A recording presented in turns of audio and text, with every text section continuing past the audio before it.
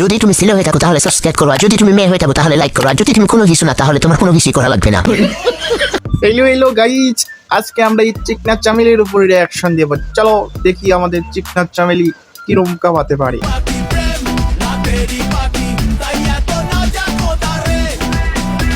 আপু ধীরে ধীরে যাকান, খুলে পড়ে যাবে তো।